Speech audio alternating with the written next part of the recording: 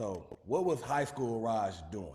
Like, what did you spend your time doing? I think I know the answer, right? Because I know you personally, but let our students know, man, like how you were in high school.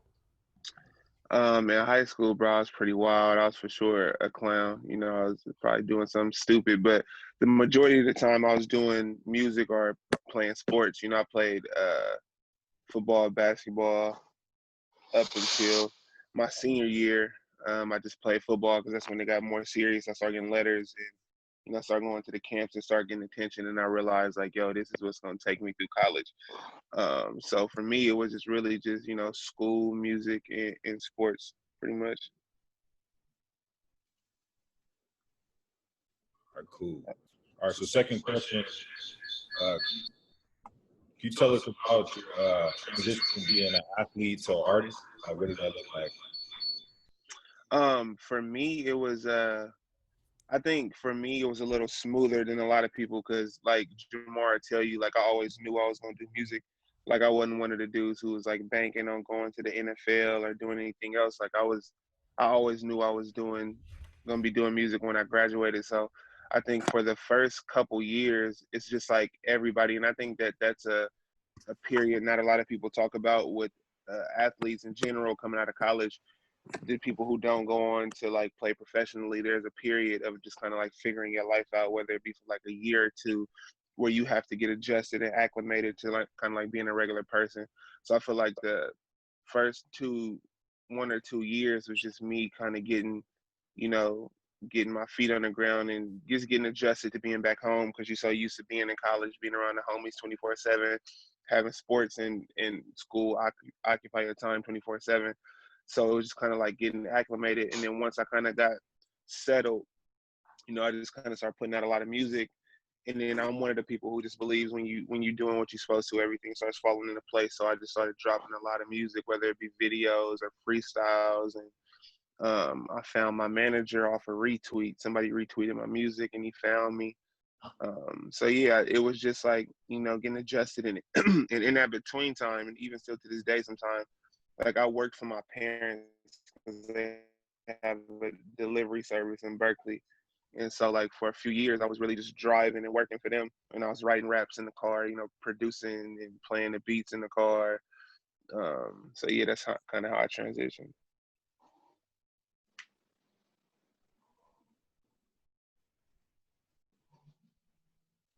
Doing what you're supposed to do, everything will kind of just manifest.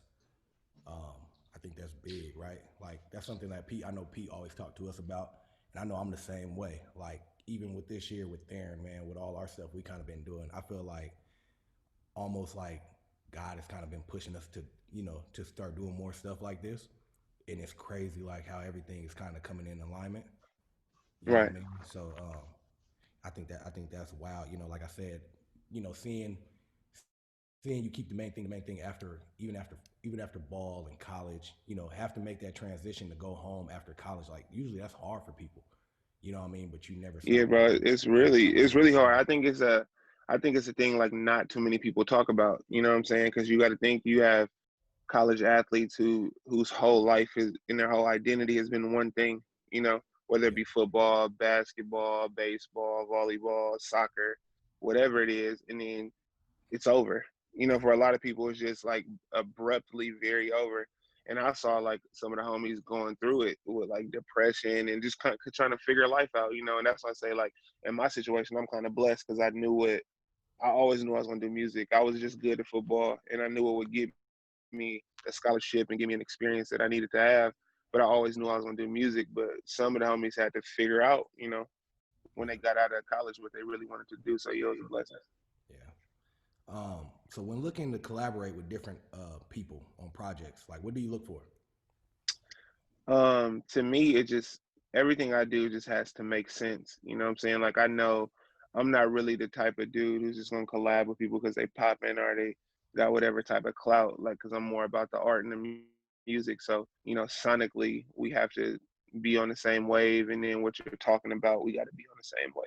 Because I just feel like at this point, I got so many listeners that everything I say matters, and you don't know who's gonna hear it. So it's like I have to whatever we do has to have something with some type of substance. It's hard for me to do something with absolutely no substance at this point. I hear you. Everything you say matter. I think that's crazy, right? Because like even with us, different professions, but somebody's always watching, somebody's always Yeah. listening, right? Yeah. So it's like you can't be just out here just throwing things around, right? Like because Right. you have people like our students in this message, and they're you don't even know if they're watching you or not, right? But next thing you know, it can impact them. You know, what I mean, we always talk about especially how music impacts generations, right? Like because you're talking about drugs, most people want to be on drugs. If you're talking about life, whatever it is, right? Like people they tend to open their ear to different people. You know what I Right. mean? And we could be preaching the same message, but if it's coming out of your mouth, it could be interpreted way different than coming out of mine. You know what I Right. mean? So I think that's dope too. Theron, you got number 4. All right. So as your platform becomes bigger, finances start coming in. How do you manage that? Our students just went through financial literacy workshop. So how do you manage that? I couldn't really hear the question, bro. So as you get money, like how do you manage your finances as your platform becomes bigger? So for me, it was for sure a learning process. The first few years, it was just like I was learning as I go. I had to learn. Oh wow, hold on real quick. My bad. I got a garden in the back. A fucking cat was in the garden. That's crazy. Um, what I was gonna say. My bad, bro. Um, so I came from a family of entrepreneurs. My parents they own a business, like I said, a delivery service in Berkeley. So I always kind of had a little understanding of like accounting and invoicing and all that kind of stuff. But yeah, it was something I had to learn as I went, because when you're doing music, it's you get money in a lot of different ways, and you got to account for that money in a lot of different ways. And I think the biggest thing that took me the longest to really understand was taxes. People don't really teach you about taxes and tax breaks and all that kind of stuff. So it was just a learning process. You know what I'm saying? Like I made a lot of mistakes along the way. Then I eventually got to a point where it gets to a point where you're going to need help. You know what I'm saying? So I got a financial advisor and all that kind of stuff. But yeah, it was just a learning process of just, it's a lot of apps in your phone that could help you track your inventory. You know what I'm saying? It's apps like Mint that'll track all your spending and help you budget things. You got little apps like Acorn that'll help you invest. And I think that's kind of the beauty of the time we live in, is that you don't have to do it all by yourself. You got little apps and programs that'll help you kind of get things on track. So yeah, I learned for myself just by doing things, and then eventually got to the point where I had somebody to help me with it. Cool. Any last question? And you go back to laying down. You feel me? You go back to laying down. It's Enjoy your good. Saturday, bro. But any life skills advice you like to give to students? Um, I think the biggest thing I've learned with anything is just like in it's cliche, but you got to be consistent with what you're doing. And you got to work hard at what you're doing. Consistency to me is the key in everything I've ever seen, whether it be a musician, an artist, a creative, a business person, an athlete, or anything. You got to be consistent in your work ethic. You got to be consistent in your discipline. You just got to be consistent in everything you do, because there's talented people everywhere. You know what I'm saying? You can't bank on talent, because there's a lot of talented people and they'll work harder than you. So you just got to be consistent in what you do, and just know that, it's a reason for what you're doing. It's a purpose for what you're doing. Because I know with the internet and everything going on, it's so easy to compare yourself to other people, and he doing better than me, or he got more than me, or she got more than me, or he looked better than whatever. But it's just like understanding that you have to get out of your own head, and 9 times out of 10, the reason why you're not moving like you need to is because you in your own way. Nobody's in your way but you. And once you get that little weird mental block out of your head and get out of your own way, then all the doors of possibilities open up for you. So just be consistent and get out of your own way and get out of your own head. I feel like a lot of people are overthinkers. A lot of times it's just like, bro, just do it. Just at least try to do it. Go out there and do it, and good things will happen. So that's what I would say. Like, what advice would you give students on selecting a college? Yeah. So when I chose to go to Boise, I'll be honest, I wasn't exactly looking at things for the best reason. So the advice part of this question would be a lot better. But I wanted to, at the time, I thought about football stuff, like top level. Like I wanted to play for a program that was known, or at least had some level of notoriety.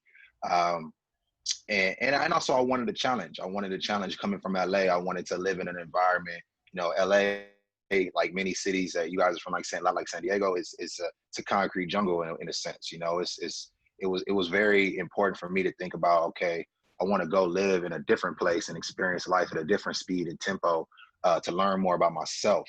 But some advice going forward, as you guys make this decision in your futures, and maybe some of you guys in your right now, is not just looking at those surface level factors like I mentioned, but think about your life after college. Think about, what do you want to major in? Like, what do you really want to do? And is that school going to contribute to that career path?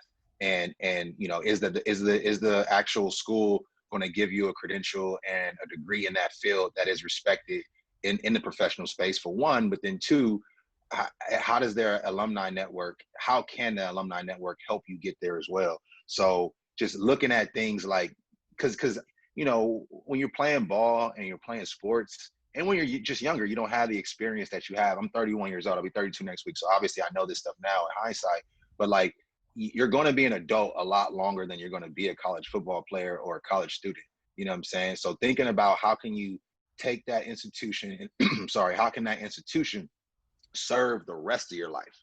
And it's school, it's career path. But then the last thing I'll say is like mission alignment, like making sure that the university, speaks to you, that they care about your heritage, they care about your legacy, they're thinking about, you as a person and not just you as an asset. All of those things are important, man. And that would be my advice for all you guys. Man, that's big. I like how you said, think about how the school can help you. Cause like I know when I went to Boise, right? Like I didn't think about how the school could help me, right? Not Like, at all. you know what I mean? It was like I'm going here to play ball. Right. I know they got, when I came and looked at the team, I'm like, man, they got some guys on that team. We could be really, really good. And the coach was like, you can play as a true freshman. I was like, okay, bet. I'm going up There you there. go. I know I'm gonna beat some people. And obviously, like I clicked with guys like you, Jerron, right? Like George, Faraji. So it was easier. But to think about the life after football, you know what I mean? Like I know even when we talked last year about like creating an app, you was like, man, tap into Boise. If you go into their tech program, you can find somebody to create an app for you. And it was just like, it's something I've never thought about, right? But being able to go back, like you said, in what can this college do for me?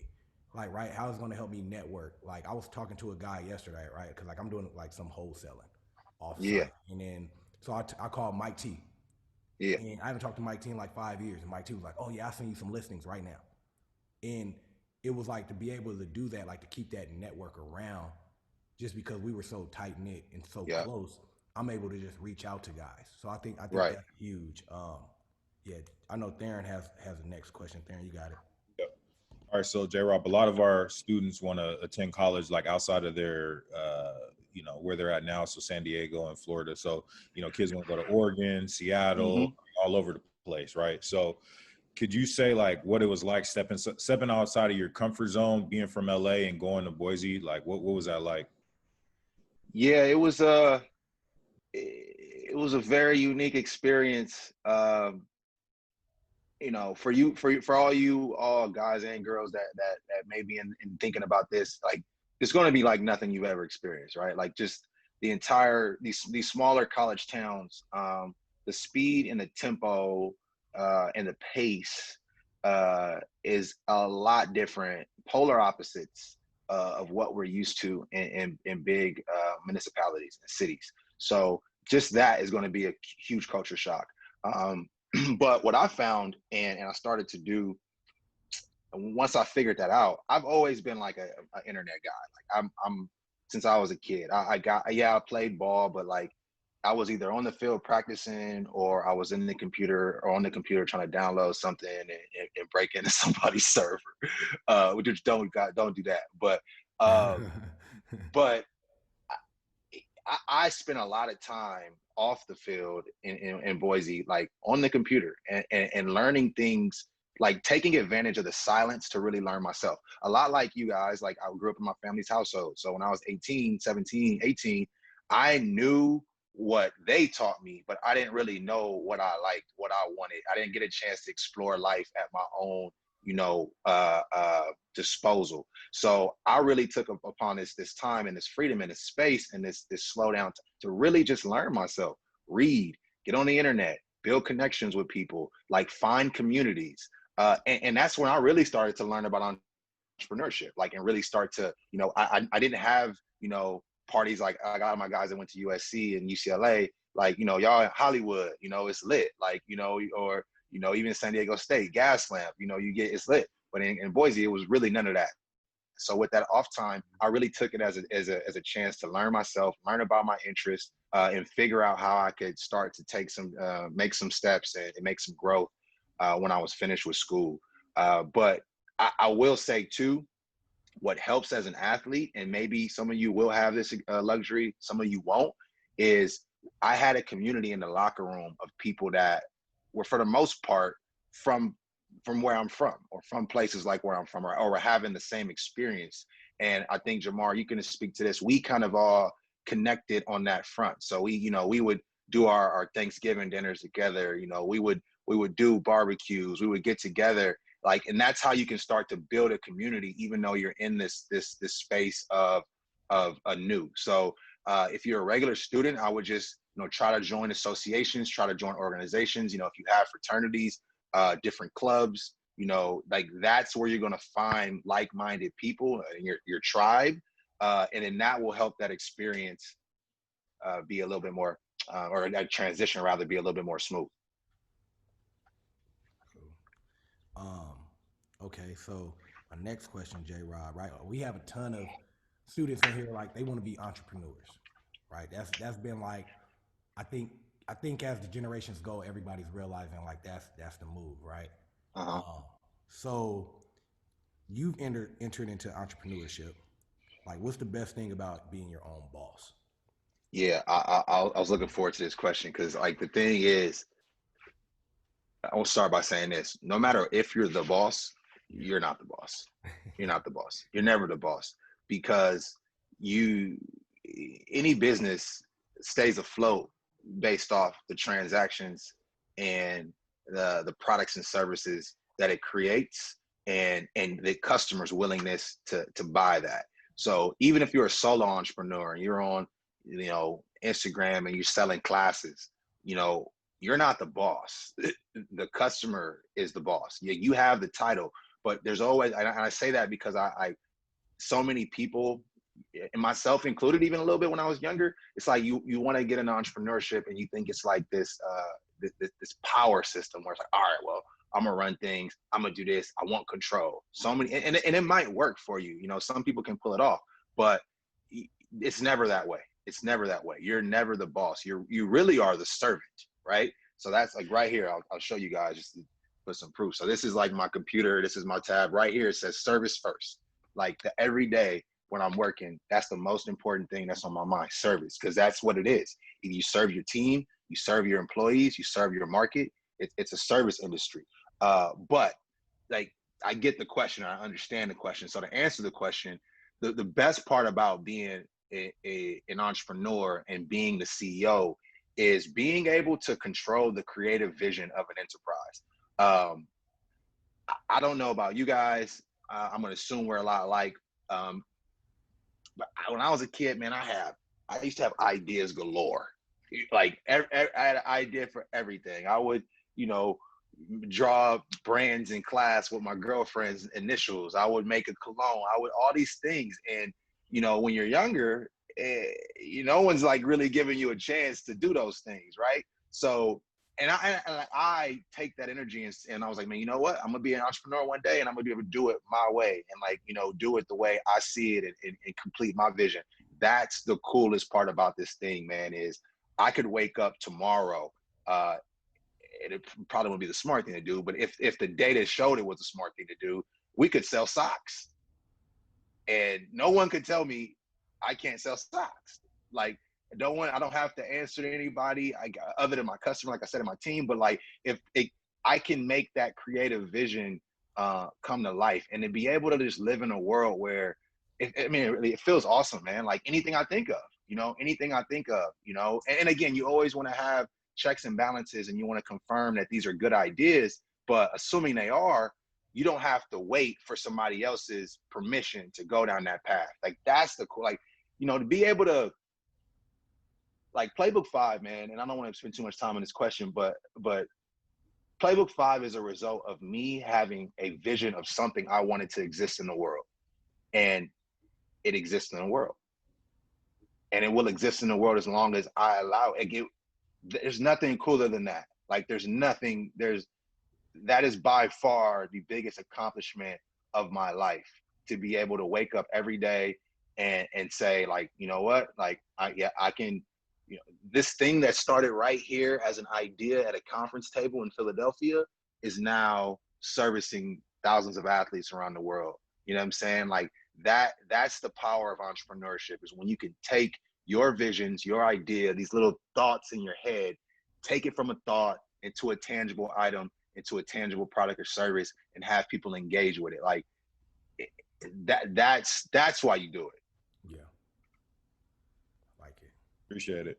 All right, so we have some students who kind of broken out of their shell as we in the academy, but how do you go about like networking and, stepping out of your comfort zone and talking to different people, and what is the value of networking? Yeah, so networking is, the whole old saying goes, it's not what you know, it's who you know. That's very much so true. Now, you need to know a lot and be informed and be skilled, but who you know will do a lot more for you, and can, or has the potential to do a lot more for you than what you know. So networking is everything, man. Everything I have is built on networking. Boise, I mentioned an alumni network. Unfortunately, we don't have the greatest. We didn't, and it's getting better with things like this. And Jamar mentioning Mike T and us trying to create that energy.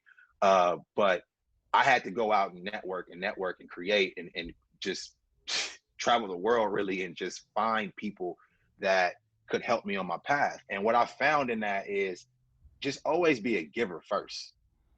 Like always have something to offer. And there's a really good book on this I want to share you guys, called Give and Take. It's by author, I believe his name is Adam Grant.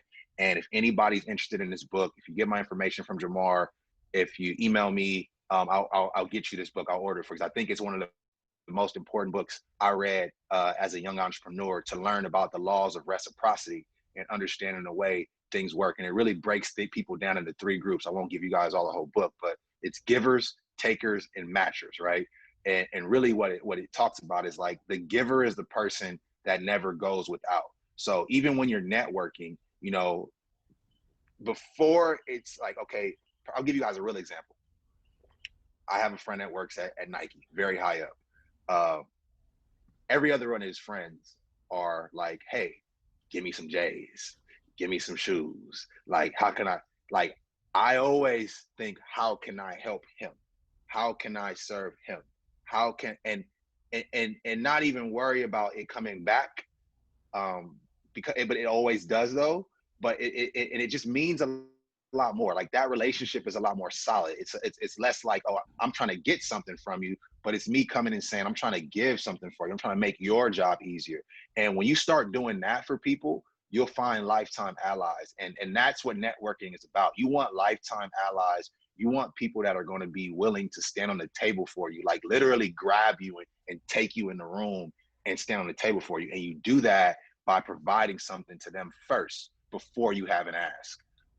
And I'm like, yesterday, we went for a run, and the Drew League Air Force Ones just came out, and I'm like, yo, you should think about sending Drake a pair. He hadn't thought about sending Drake a pair as the marketing guy for Nike. I just made his job easier. I just probably took, who knows what that's going to do for their sales. And that means something to him. But again, it's me giving, not saying, hey, can you send me a pair of the Drew League Air Force Ones? Like, no, get it, like, do your job and do it better. So just to make those connections, think about providing a service and giving to people. Hope that makes sense. Okay. Yeah. Any quick life skills advice you'd like to give the students? Yeah, hold on. It's kind of calling me. Can you guys see me? Yeah. Yeah. So as all you guys kind of go about this journey, like you're gonna be successful. Like I can tell you that from just you guys being here today. If you're here, you know, there's a 90% chance, 99% chance you're going to be successful in whatever path you guys choose. And what happens with success is you start to get power and you start to gain influence. And when you have both of those things, you have the ability to, and you have a responsibility, I should say, to improve outcomes for other people. And it's a team game. So what I would say is, you know, but I'll say this, everyone's still going to come to you for the decision because you're the one, right?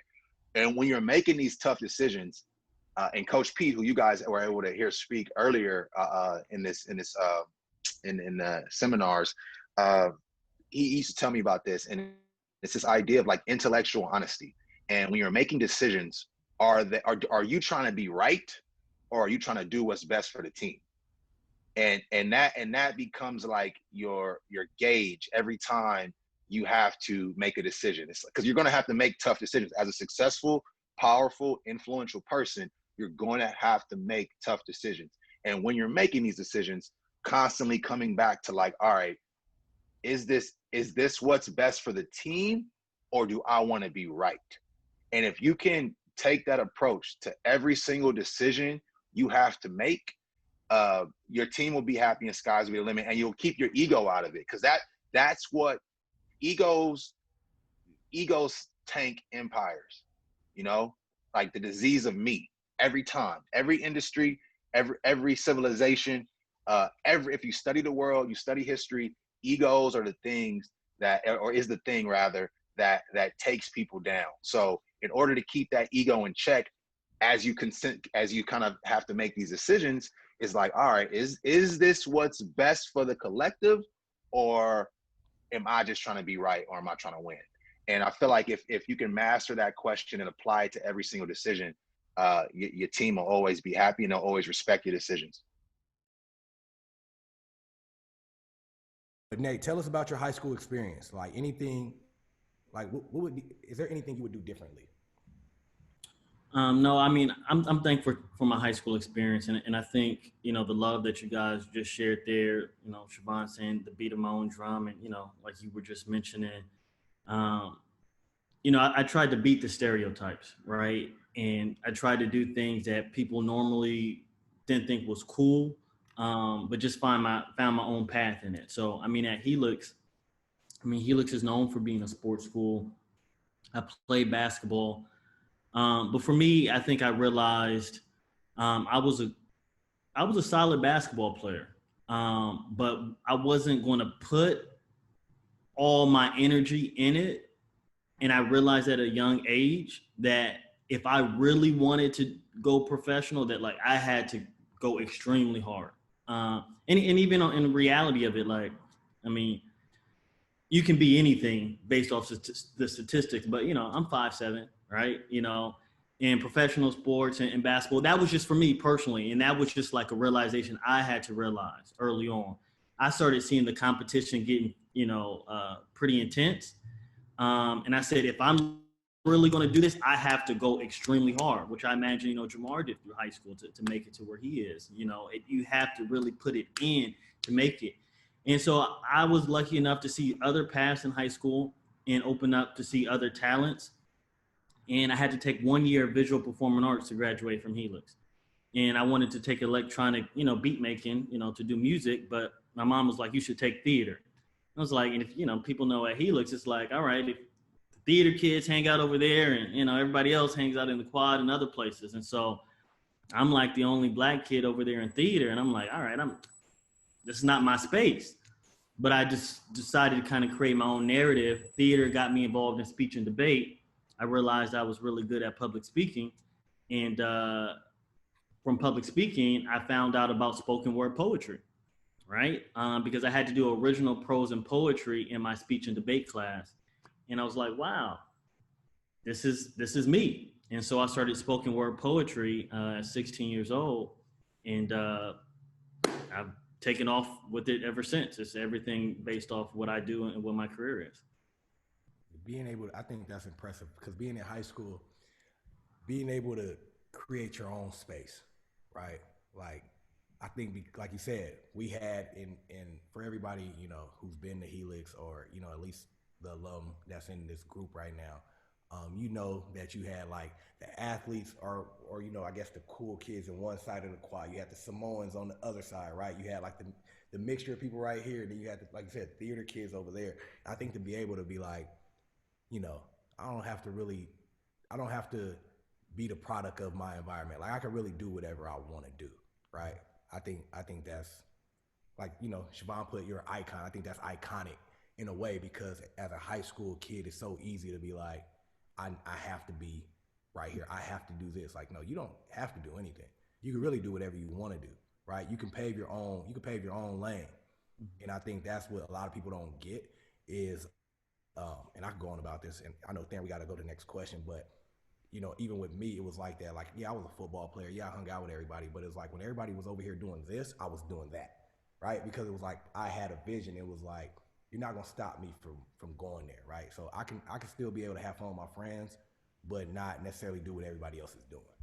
You know what I mean? Yeah, you open yourself up to other things. It's like, all right, well, if I can do this, I remember joining theater. And I was like, okay, well, if I'm gonna try theater, let me join ASB. Yeah. Right. And then, you know, we created the Invisible Children Club in Helix my sophomore year, which, you know, was raising money for youth in Uganda. And these were just things that were opening up to me. And so it was just really getting out of your comfort zone, doing things beyond the stereotype, and seeing what else you could do. Mm-hmm. All right. So at SC, you're able to work with artists such as Kendrick Lamar, J. Cole, Nipsey. Like, what are just some takeaways from those experiences working with those like prominent artists? They were really kind of in their upcoming stage. And, you know, I really first got connected to J. Cole because he was one of the first rappers that was talking about college. And he was kind of really speaking to me in my college experience, you know, and the things that he was going through. So originally I had interned for Island Def Jam as a student at USC, and I would bring different artists to campus for meet and greets.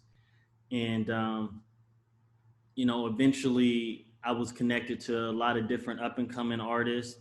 And at the time, you know, J. Cole was coming up. Jay-Z had just signed him after he had heard some of his work. And Kendrick was coming up because, you know, he was, you know, the hottest going around and buzzing in LA. And Nipsey at the time, we brought him to SC to do a meet and greet. And what we realized was that, you know, this was just, you know, a genius that, you know, because he was identified as a rapper, people wasn't really listening to him like that. But bringing him on a college campus, getting people to learn from him, you know, was powerful. So, I mean, I would just say overall, those artists are like my political leaders. You know, those are the modern day activists to me. So when I look at J. Cole, Kendrick, you know, I'm looking to them, even though they're rappers, of like, hey, where do we go next? Where are we leading our people? You know, and I think Nipsey was doing that, you know, rest in peace. But I think his message still lives on. And I mean, I would tell everybody that Nipsey is a great role model and a great person to look up to. Nice. So as an entrepreneur, so tell us about Movement B. Like, give the students a little rundown about Movement B, and then any advice. Do you have any advice for our future entrepreneurs on here? Yeah. So Movement B started. I was a student at USC, and if anybody knows USC, it's in South Los Angeles. But you know, it's a great university. But the dynamics of the community, you know, there's kids who go on campus, and then there's people who live in the community, you know, and gentrification and all these other things as far as that's happening in South Los Angeles. That's what creates the divide. So being a Black student at a predominantly white institution, I was always stereotyped and judged. You know, I would walk on campus living in the community, and our police officers would ask me for my ID, but wouldn't ask the other person for their ID, right? And again, the same stereotypes that I think that I was even talking about in high school. I mean, USC is another sports school. So people are like, well, what do you do? Like, you play football here, or do you like you know, and I'm like, hey, look, I'm here focused. I'm a poet and I'm doing music. I do some of these other things, but I always try to like, I had to prove myself, right? I had to explain who I was in my existence. And so in any case, during my last day of classes, I was throwing a party because also black students on campus, you know, at USC, they have most of the parties are fraternities, and most of fraternities are predominantly white fraternities, and so you have to know people to kind of get into those parties. So I would throw most of the parties for the students of color on campus, and we had our party just to kind of celebrate the last day of classes. The party was organized, was registered. We had security. There was another party going on across the street who were friends of mine, but they were mainly white party goers. And officers came to shut my party down and told the house across the street to stay in the house and be safe. 79 LAPD officers actually showed up to my house in riot gear. Now, they made a barricade on my street, 23rd and Hoover, just down the street from USC. And this was the first time I realized, it's like, wait a minute, I'm a scholar, I'm a graduate, like I thought I beat racism. And that was just that wake up call of like, okay, I'm gonna get my degree, but I'm still this black man in society trying to fight for my identity. And so that's when I realized my battle wasn't like on the outside, that I wasn't trying to fight this external power, that the battle was within, right? That I was dealing with this emotional trauma of trying to prove myself to the world as a black man. And so that's when I came back to San Diego and, to inspire high school students to say, look, forget what they think about you. It's your story. Tell your story before they do. They're going to stereotype you. They're going to judge you. Whether you have a bachelor's, master's degree, they whatever, they're going to try to put you in a box. But you're the author of your story. It doesn't matter what they say. And so Movement B now is a program that is expanded from Helix to a number of schools, inspiring, young people to tell their story through poetry and spoken word, which is my love. Nice. Yeah. There. All right. So over the last few weeks, our students learned how to interview and they completed mock interviews. So as a CEO and a founder of Movement B, what do you look for in employees? Yeah. Movement B stands for Brave Entrepreneur. So, I always challenge people to, whether you're an entrepreneur in your own right or an entrepreneur in a company, figure out how you bring your skills to the table. At the end of the day, as an employee or working in partnership with somebody, how are you adding value? I think so many people are working jobs or doing things that they don't love. And what's the point of that? Like, that makes no sense. Like, find what you love, find what your greatest skill is, and you say, all right, I know I'm the best at this because I've decided to give, 10,000 hours to this, and I'm the best employee for this job, or I'm the best person. And there's no denying it.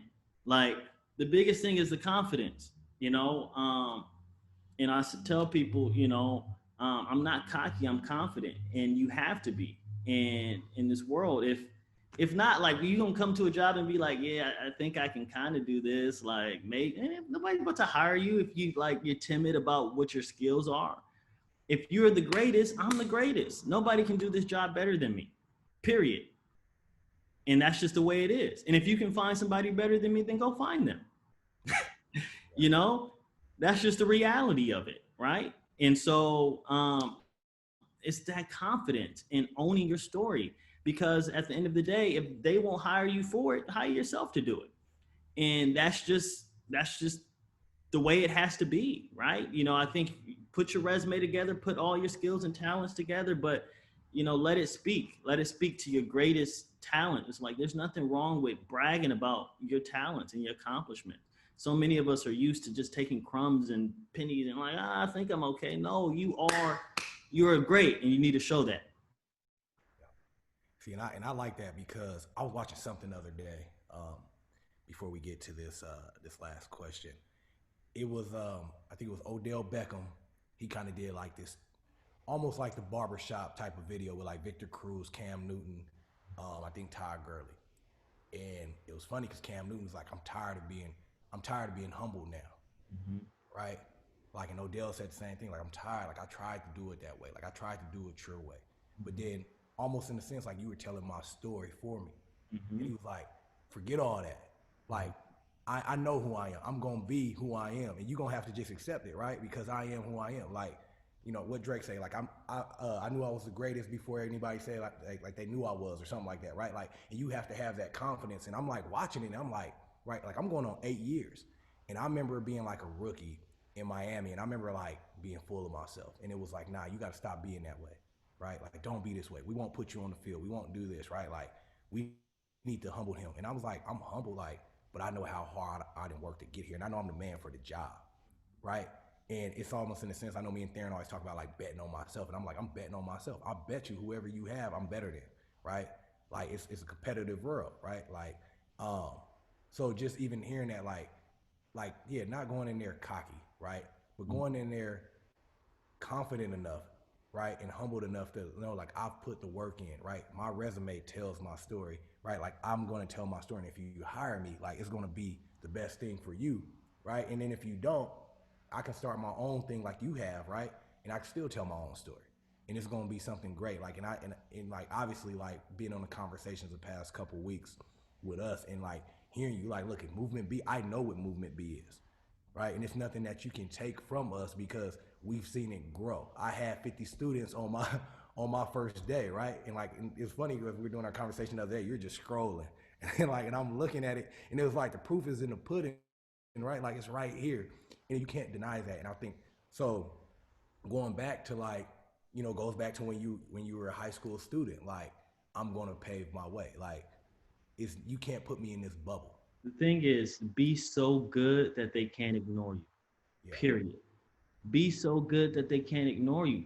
People gonna find you, right? Like at the end of the day, you know, if you are the best at what you do, people gonna find you.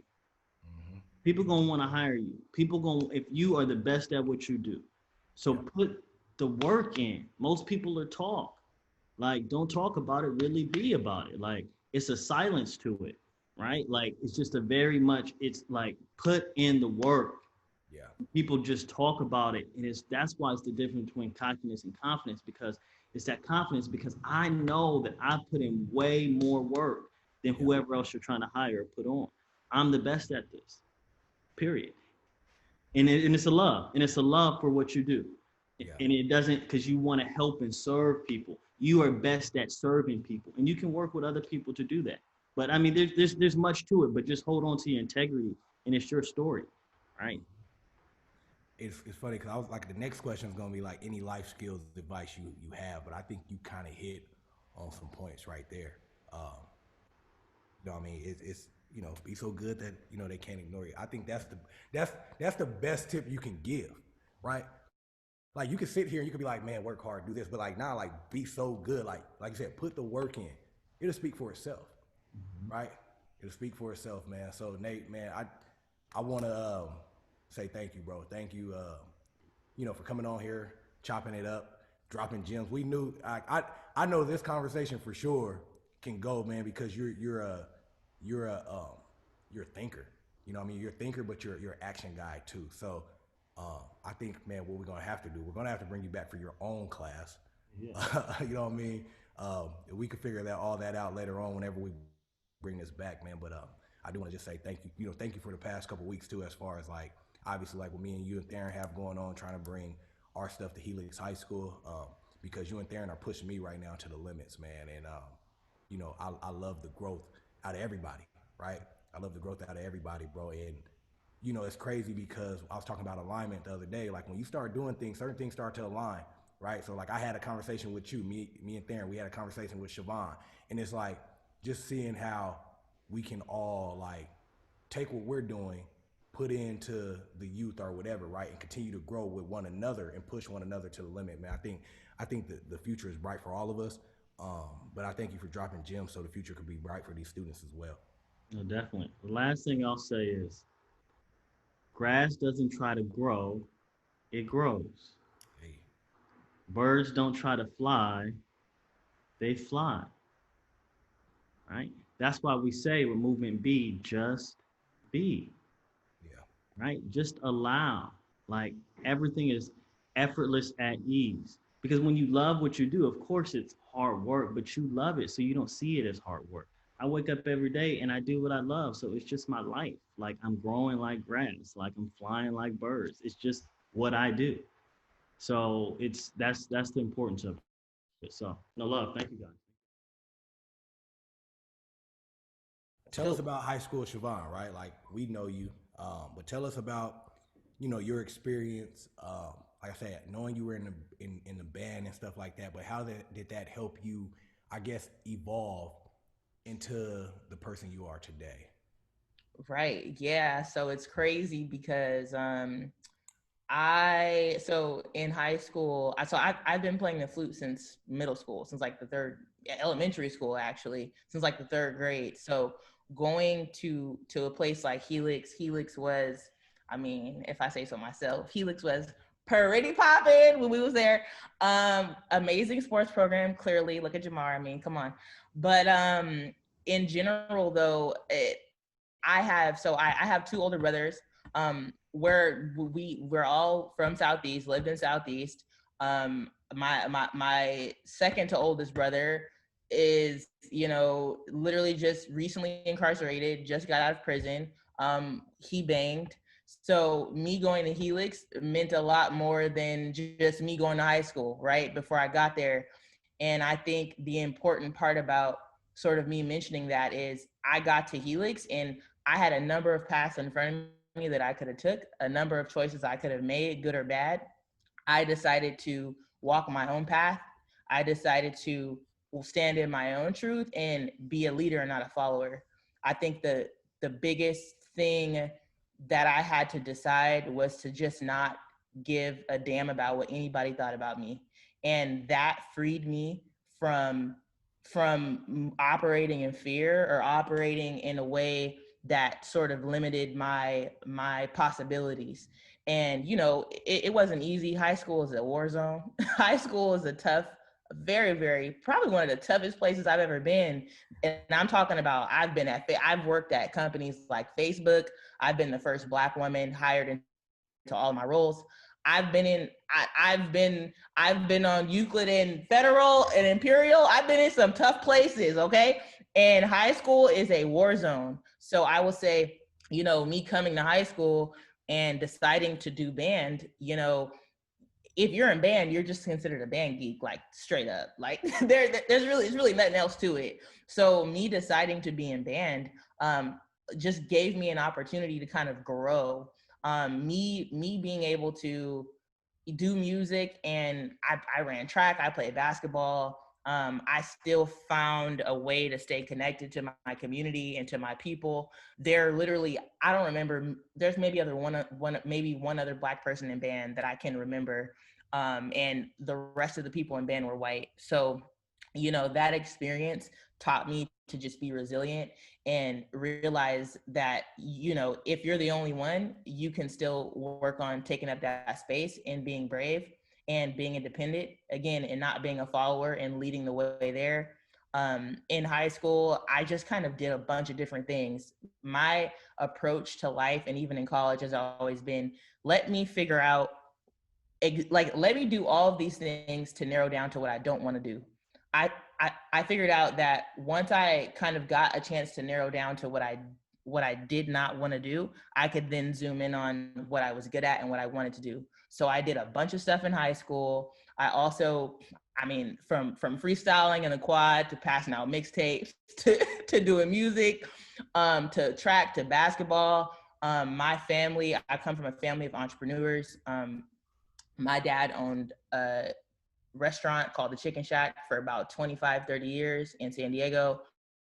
My mom owned a hair salon for about 30 years. So I come from a family of just very hardworking people who refuse to be a victim of circumstance, people who are going to grind and get it no matter what. So I think that mentality, I just took that and applied it to everything that I did. Anything that was in front of me, I applied that same energy to it, whether it was class, whether it was track, whether it was basketball, whether it was band. Similar to what Nate said, like my talent there was going to be undeniable. And if I didn't want to do it, or if I didn't have patience to put energy into it, I didn't do it.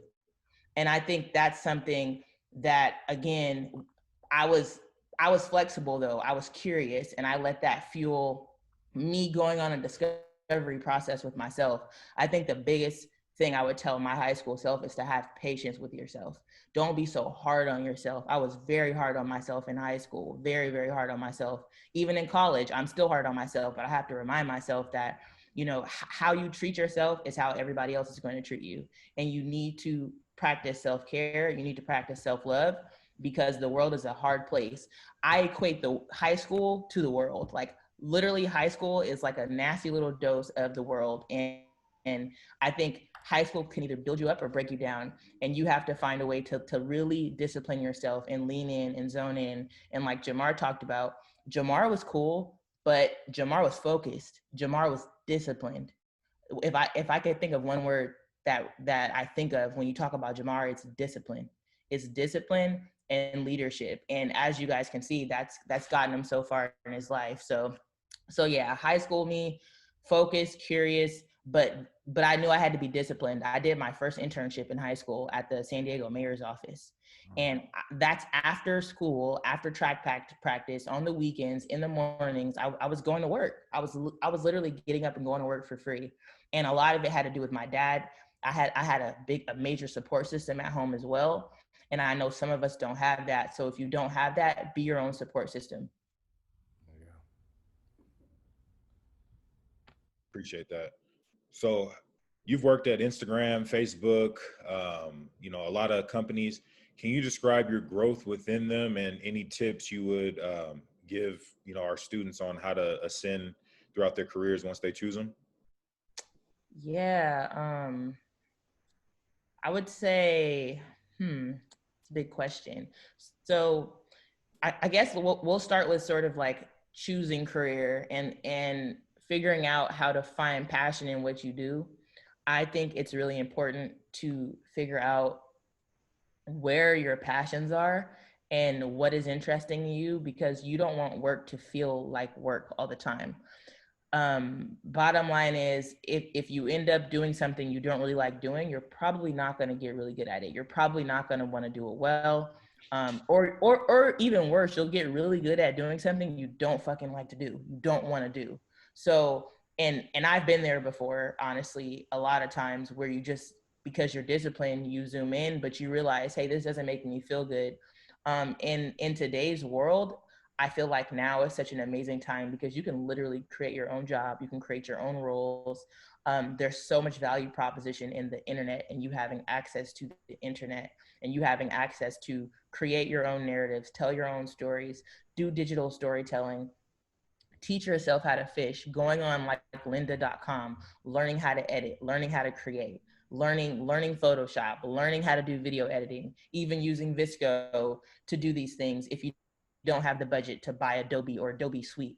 I think in thinking about success in your career, you need to spend your time now building skills, trying new things, being flexible, being curious, seeking out information. A huge part of I feel like my growing, and I say emerging and growing success because I'm doing okay, but my sights are set so much bigger than what my life is right now. And I think it's important to know that when you're talking to successful people, is the perception of what success is in the eye of the beholder. And we all can do better, and we all can dream bigger. So for me, my number one thing is you have to be flexible and curious and outgoing to get to that discovery process of finding out what you like to do and what you're passionate about. You have to go out and seek information. You have to be proactive. If you know any professional people, set up informational interviews. Jamar is really helping to bridge the gap in such a huge way right now. You guys have access to all of us now. Follow us on Instagram, take notes, reach out to us. You have access to so many people. Go on LinkedIn, like start building your profile on LinkedIn, like get started early right now. Like everybody's also kind of waiting on, oh, when I get to college, I'm going to do that. Oh, my senior year, I'm gonna get on top. No, get on top of it now. Every day you waste, you're putting yourself behind. Tomorrow is too late. I repeat, tomorrow is too late. You're showing up on time, you're late. I'm sorry, show up early. that's really been the energy that I've carried into everything I've done. And in my career and having to climb this ladder at these places, for me, outside of just hustling, I try to approach problem solving through a lens that nobody else can, thinking outside of the box. And the only way you can build those skills is if you are a self-learner, you're a self-teacher. You can't be waiting on anybody to come save you. Nobody's coming. Don't wait on somebody to come teach you. Nobody's coming. Don't wait for somebody to come tell you what to do. Nobody is coming. Be the leader that you need. Like, that's the biggest thing I can tell you, because a lot of us, the environments we grow up in, the neighborhoods, if we left it up to that, we would probably be dead in jail or like somewhere off miserable. Don't be a victim of circumstance. Don't make excuses. Make changes. Be the change that you want to see. Take leadership in your life. Like, you're at the steering wheel of your life. Like, you're in the driver's seat, not your parents, not your cousins, not your teachers. Like, you are. So that's like the biggest thing I could say for me in my career. I have been in the driver's seat. I haven't been waiting on mentors. I haven't been waiting on leaders and teachers. I haven't been waiting on managers and bosses. Like, I try to have that mindset myself. And I found that through that mindset, I've been able to attract like-minded people. I've been able to attract good people. So, and also keep good people in my life, like Jamar, like Theron. I've been able to gain respect from people by being that person that I think, I need, basically. Man, before we get to the last question, and I think you hit on some big points, but you kind of explained, don't, like, every day, like every day that you waste, you're putting yourself behind. You know what I mean? And the whole thing on, like, people look at you, right, and like, man, Shavone made it, right? Like, you're doing big things, but the vision you have for yourself is so much bigger, right? And I think, I was listening to Kevin Hart the other day. And he was talking about, or Joe Rogan or something like that. And he was talking about how, like, when he gets goals, he doesn't look at the goals like, man, you made it, because he's always like looking at the next. Like, he kind of just like waves it off. Like, right, you do have to, I think, sometimes sit down, and you have to, sit down and count your blessings for sure. But it comes to a point where you like, I know what I want from my life, like, and like I'm gonna go do it. Like, I have so much more left in the tank. And I know at least for me as well, like, it's the same thing. Like, people are like, man, you made it 8 years. I'm like, what is 8 years? I want to play for 12. If I can play for 15, I want to play for 15. But at the same time, like, outside of football, like, I want to do so much more. Like, right, like, obviously, like, the giving back stuff, like the investment stuff. Like, I really love doing that stuff. Like, I know I want to coach eventually. Like, but like, I want to be able to wrap things around and like do, like, it's crazy. Like, because I'm a visual person, so like, I write everything down. But like, when I look at my checklist, I'm like, okay, 2 things got checked off. Okay, back to work, right? Like, and I think you have to be able to move past the, hey, congrats, to, because everybody wants to fill up your head, right? You get a scholarship to college. Oh man, you made it. Like, no, you didn't make it. That was one step. You took one step. You got a million more steps in this journey, right? Like, you got a whole book left to write about yourself. And I think it's a beautiful thing. Like I said, like, when I look at you, because we're looking at you, right? Like, still, right? I want to be able to be like, hey man, like, you're doing a hell of a job, right? And I know the person you are, you're like, right, you're busy all the time, because it's like, I have so much for, I have further, I have a further destination that I want to get to. And I would just tell you, one, keep it up. And two, I think, as you guys listen, I know it's been an hour or so or whatever, but just take that into consideration. Like, just because you're not at your mom's house anymore, you got your own business or whatever, like, you can really, like, don't just have a business. Like, right, you really expand that thing. You can be like a McDonald's. You can have your business everywhere. It can be like a Wingstop. You can really expand this thing to however far you want to. It's just up to you. You know what I mean? So, my last question would be, and I don't know if it kind of correlates with the advice you were given for the last question, but just any life skills you would give, life skill advice that you would give to to the students. Yeah. Yeah, a couple things sort of resonate with me, and one of them is how do I say, like, be a good human being? Have empathy, have integrity, in the way you do business and the way you live. I think the, the the some of the biggest, I'd say the biggest wins, the most important relationships I've had, um, reputational reputationally, integrity wise, pay attention to how you treat people. Pay attention to how you treat people and pay attention to how you treat yourself, because those two things are correlated, right? If you really think about it. And you only have one time to make a first impression. Always step with your best foot first. Do the research. Be prepared in whatever it is that you do. And I guarantee you, like, that, taking that first step, you're already gonna set yourself ahead. I will also say that everything we're talking about here is bigger than us. I've made, like, advocacy and community a huge part of how I move and what I do. And I gotta tell you, like, like, regardless of sort of what you believe in, whether it's the universe, whether it's karma, I will say that, like, I have gotten my blessings back in so much abundance from just a good human and moving with integrity and respect and figuring out how to give back every step I take. I reach back to give back.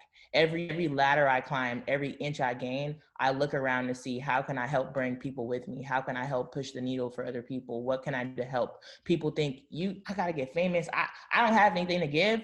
I have to get famous first. I gotta pop off. I need to be verified on IG. I gotta get signed. I gotta get this scholarship. I can't help my family. I can't help my friends. You can.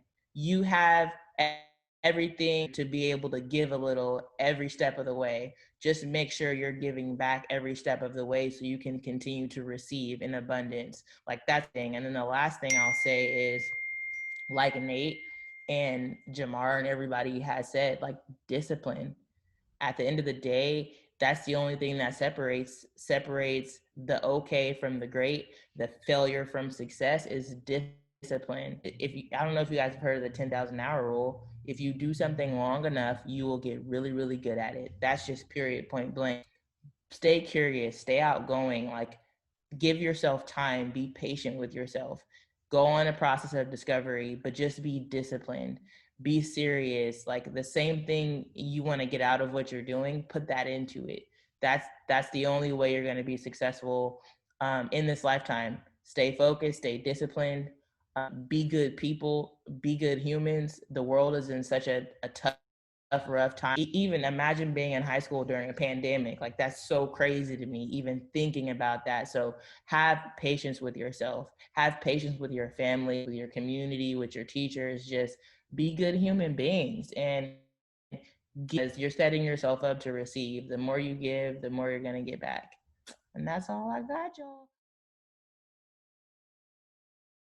Yeah, so we're gonna get started. Jules, man, appreciate you coming on. Thank you. I appreciate that.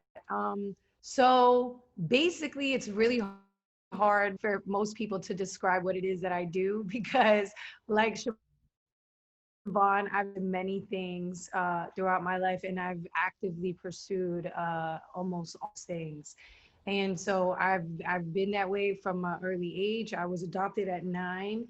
I was in the foster care system in Florida here. And so from an early age, I really discovered the friendship and collaboration and imagination. And so for me, I was very imaginative.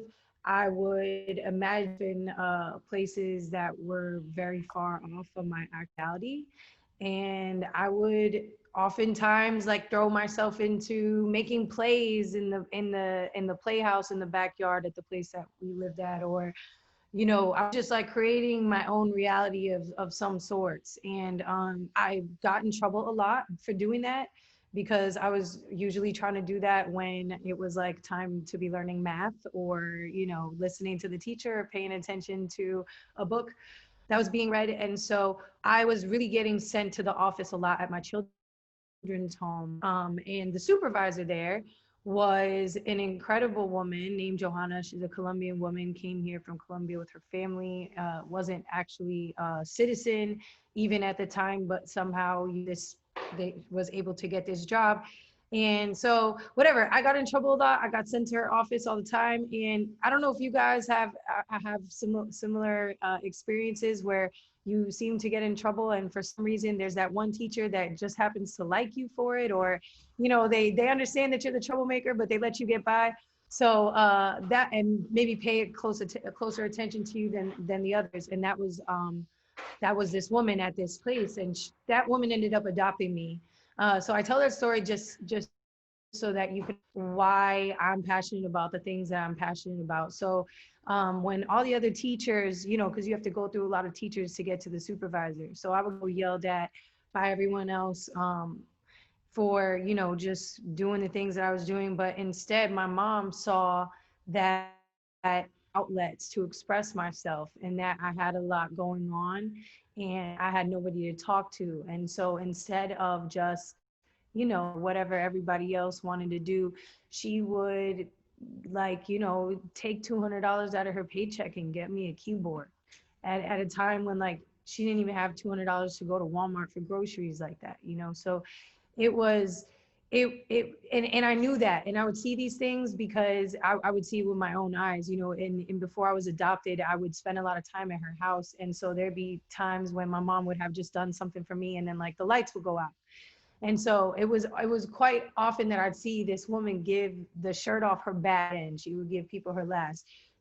I wasn't the first foster kid that she took in, and I wasn't the last. Actually, as a matter of fact, my sister and I got separated when I got adopted. I was able to contact her because I was in witness protection because I'm adopted because my parents were I'm just going to say this so that maybe if there's anybody in here who could relate, my parents were father sold drugs. And I don't know if you guys watch movies or how old you guys are, but I know Jamar's probably definitely seen this movie if he was playing in Miami time. But there's a movie called Cocaine Cowboys, and that movie was made uncle, and he was going to college for film. And at the time that he was going to college for film, his brother got locked up for everything that he made that film about. So that was what inspired background. I mean, that is the background that I come from. So, and there's so much that Shavone said that I actually relate to because, that being where I came from in the city that I grew up in the children's home that I went to, I was the youngest and was probably the only person that was white passing in that space. I'm Italian and Puerto Rican. My father's Puerto Rican. My mother's Italian. And so this was the community that I grew up with and the community that I recognized as my family. And as as I got older and I got adopted by my mother, who we ended up moving to Boston because I had to protect my identity. We were in this small town in Winthrop, which was a very predominantly, white community and neighborhood. And it wasn't cool to be in chorus, and it wasn't cool to be in band. And I was in chorus and was in band and couldn't dance and dropped the flag. I was the flag twirler girl on the dance team because I didn't have rhythm. So they figured they'd put me on the flags, and I wasn't coordinated enough for that either. So I eventually got kicked off and then did track for a little bit and had asthma. So that didn't really work out. I used that. I had plenty of great runners with asthma. And then, so I did basketball, and then I got mates with a lot of the girls on the basketball team. And then I eventually got expelled from high school and had to go to another school. And my journey has been quite long. But needless to say, the performing arts is something that I did not give up on. I tried everything and that stuck. So I stuck with chorus, stuck with musical theater, and somehow still managed to be like that kid in school that won Miss Popular and all that other BS, even though my parents definitely didn't have the money to, everybody had like Abercrombie and Fat Farms and stuff, and we definitely didn't have any of that. I think that I was able to amass the amount of friends and have the experience because I truly believe that fathers develop networking skills at a very young age. just being observant of their surroundings and really understanding from a survival skill standpoint, you know, that being of service and being of use is to get fed and clothed and have a roof over your head. So I always, you know, it's been my, in a sense, because I'm constantly overcompensating and I'm constantly trying to prove my worth to people. And so I'm obviously so emotional, you know, because I'm growing right now. So, you know, I'm growing through it. So I'm 30 years old. Jamar has probably been aware of me since I was 18. I found my birth family, and it turned out I had some rich uncle that had some cool mansion in Florida. Said, as a gift for our connecting and reconnecting, I throw a party in his house as long as I didn't let my mom find out, because he wanted to have a good family and not F things up right away. So I hid this from my mom and decided I would throw a prom party because all my friends in sports were having theirs and all my friends in drama were having theirs, and everybody was segregated, and I really wanted to hang out with all my friends on prom weekend. So I said I would throw a party. So then everybody started talking about this party, and I realized it was getting kind of like popular and that maybe I could make some money off of it. So outside of my main, you know, A1 day ones, I decided to charge tickets. And then people from other schools started hearing. Next thing you know, I don't know if you guys are too young to know about the Project X story, but there was this kid who threw a crazy party. It was a Project X movie around it. He became famous and went viral on the internet and all that. But this is very similar to that story. I ended up throwing a party in my uncle's house. I handmade tickets because at the time, this was when it would cost like $1.50 to print a page per page. So nobody had time for that. So I drew the tickets, cut them up myself, sold them under the tickets for a party at school, somehow hid that from my mom so she didn't find out, so I could still throw the party.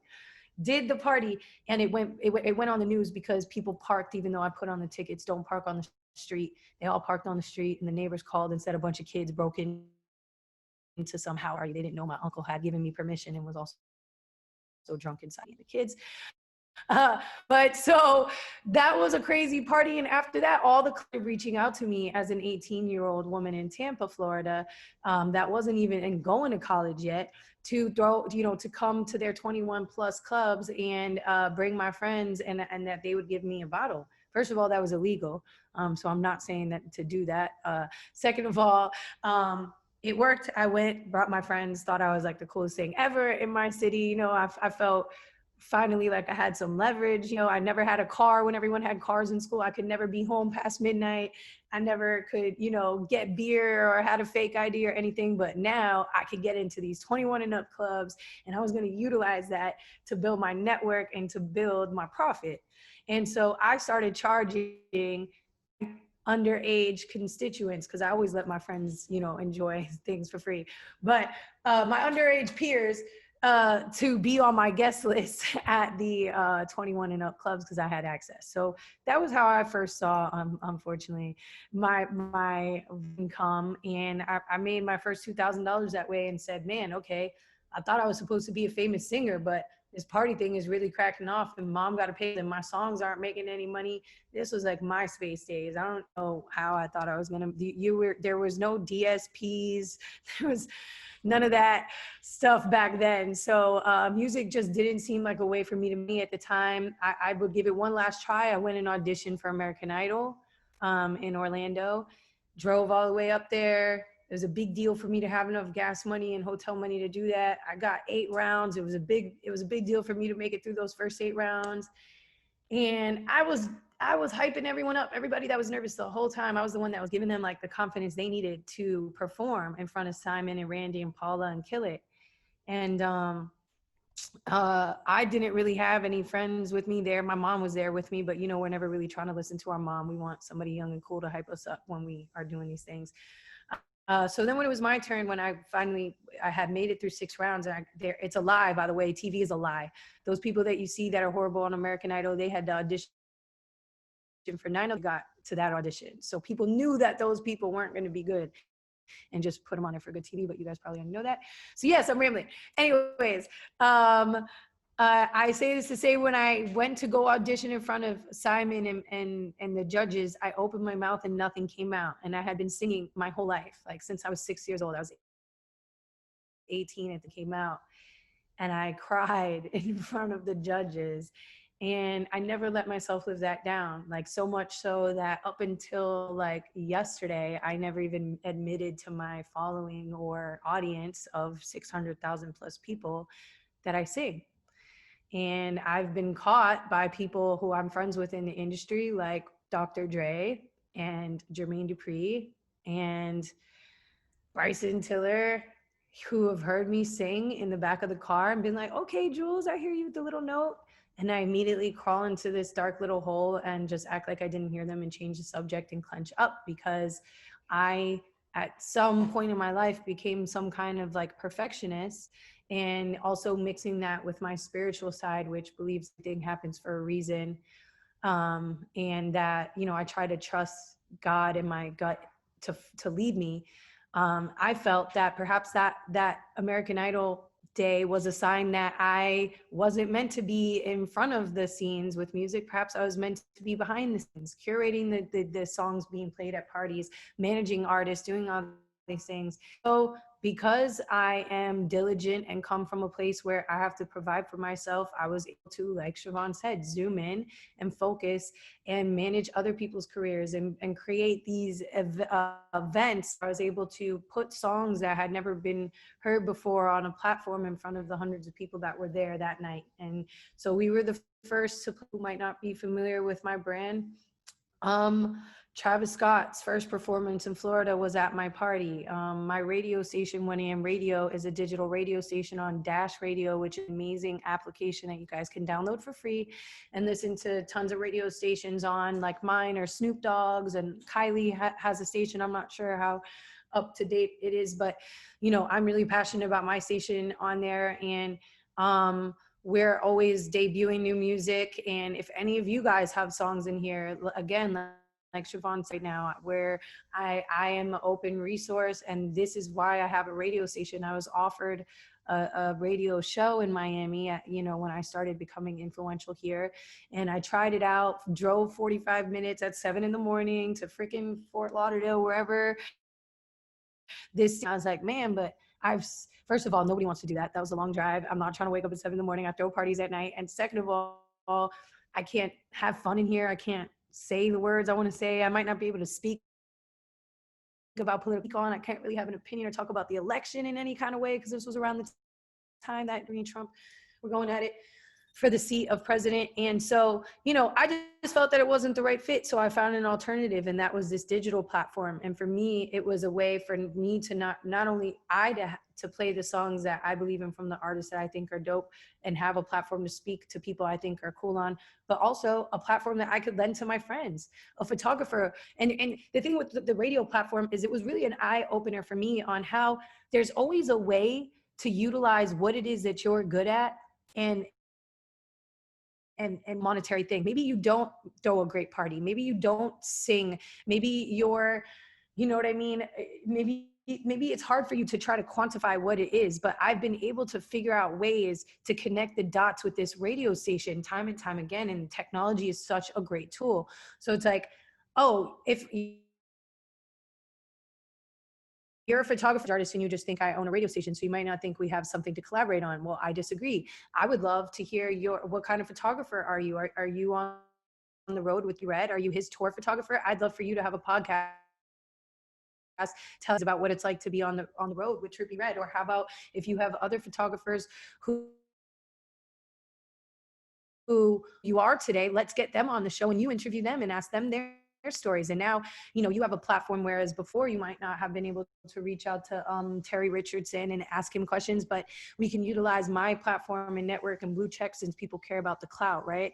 And use that to get Terry to now come on your show, and now you can have a conversation with him, and you might have not ever thought about being a host or an interview personality, but you might, as a photographer, have a couple of these shows talking to people, like-minded people in your industry, and really find a passion and an outlet in this.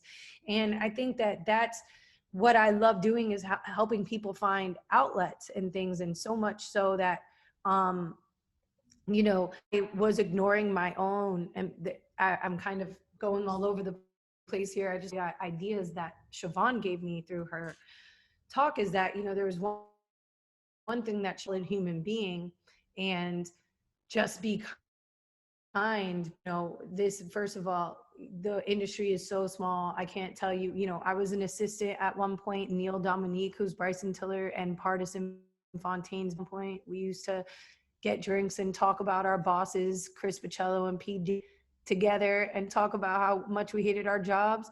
And I could have at that point, you know, not made friends with Neil. Most people are focused on being friends with Puff or being friends with the artist there, but Neil was cool, and I've always been drawn to people with good energy, and that's really been able to help me in my career, because in times when I need people, people are there for me because I was there for them before they had quote unquote value, or I was like, I was never just becoming friends with people to extract things from them. And I think that's important. Getting in the never not working mode, which is doing what you love for a living. You always want to be connecting the dots. So you might find yourself only going to lunch or dinner or play basketball with people who can help you get to where you're going. And I think being sure that you find a balance in that, making sure that you're always being proactive and connecting the dots, but also doing an organic when you come across people, and being a good listener. And I think, to be honest, at one point, trying to keep the roof over my head and the company to pay my team, because I was a first generation entrepreneur, didn't come from a family with money. My father had depression and alcoholism and never worked, and my mom worked for Delta making minimum wage.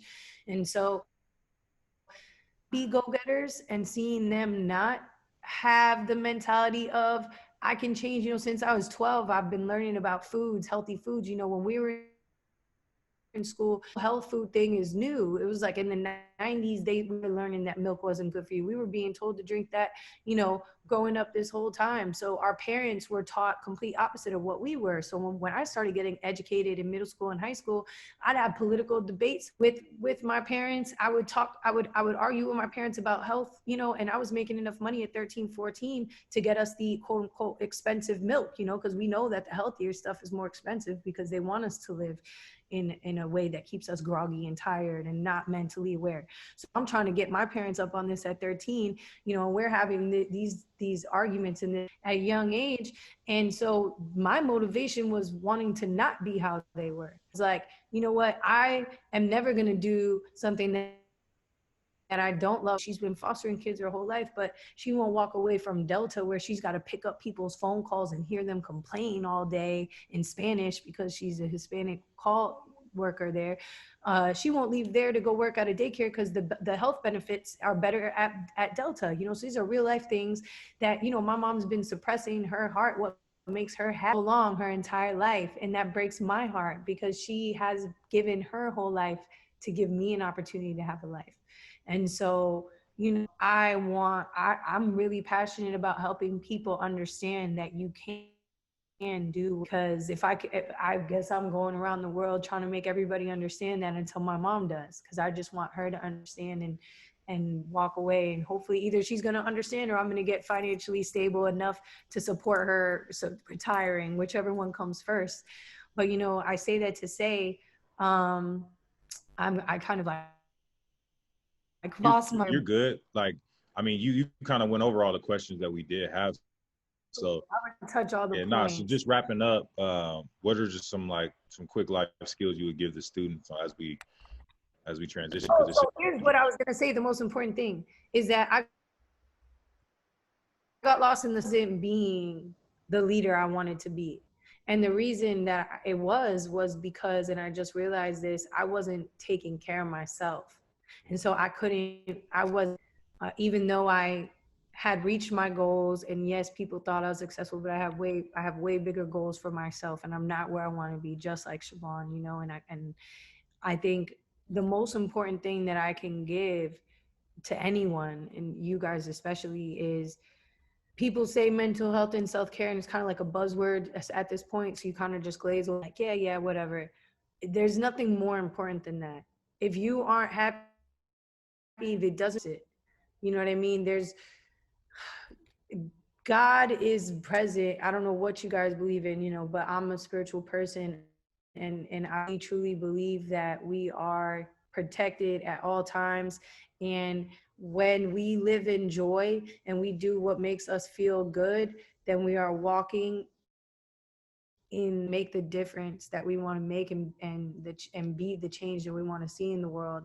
And so, don't ever let the people who haven't realized that yet trick you into thinking that you gotta put a band-aid on it and keep going, because this is life. You know what I mean? You do have to keep going, but not at the expense of your own health. Like, if you gotta stop and do things that make you happy, even if that means going for a walk 10 minutes a day. And if you find that you're getting into people in your life and things aren't working out, that's friction. That's the universe trying to tell you something. So yeah, I mean, I have a ton of other points, but I will touch base with you guys on a day that's not the day that you've been here. But everything that Shavone said was incredible, and everything about, just being the best in your field and really immersing yourself in your passion and your interests, and studying, your peers, because there's enough space for everyone in every lane. Is studying everything that you can possibly know. That's all. Appreciate you, Jules. Appreciate